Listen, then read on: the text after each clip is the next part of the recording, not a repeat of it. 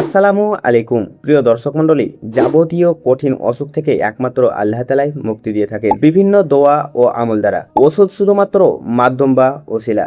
অসুখ বিসুখ যাতে না হয় তার জন্য আলাদা একটি দোয়া আছে, আর অসুখ যদি হয়ে যায় তাহলে তা থেকে মুক্তি পাওয়ার জন্য আলাদা দোয়া আছে।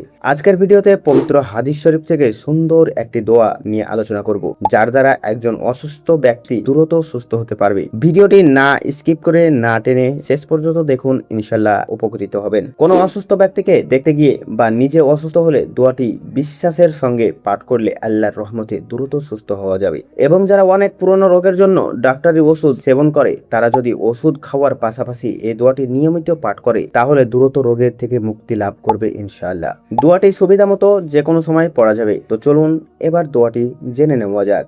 উম্মুল মুমিনিন হযরত আয়েশা রাদিয়াল্লাহু তাআলা আনহা থেকে বর্ণিত, রাসূল সাল্লাল্লাহু আলাইহি ওয়াসাল্লাম কোন রোগীর নিকট এলে তিনি এই দোয়া পড়তেন। আযহিবিল বাস রব্বান নাস ওয়াশফি আনতা শাফি লা শিফাআ ইল্লা শিফাউকা শিফাআন লা ইউগাদিরু শাকামান।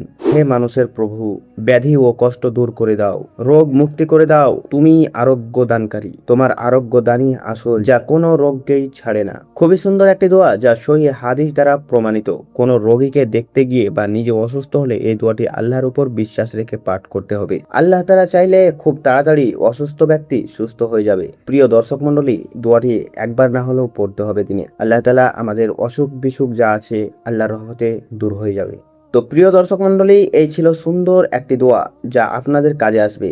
দোয়াটি থেকে যদি কোনো উপকৃত হন তো দোয়াটি বেশি বেশি করে বন্ধুদের সঙ্গে শেয়ার করবেন, এবং আমাদের এই চ্যানেলে যদি নতুন হয়ে থাকেন তো চ্যানেলটি সাবস্ক্রাইব করে আমাদের সঙ্গে থাকবেন। আল্লাহ তাআলা যেন আমাদেরকে সমস্ত রোগ ও বালা মুসিবত থেকে দূর করে, আমিন সুম্মা আমিন। তো দেখা হবে পরবর্তী ভিডিওতে। সকলে ভালো থাকবেন, সুস্থ থাকবেন। আল্লাহ হাফিজ।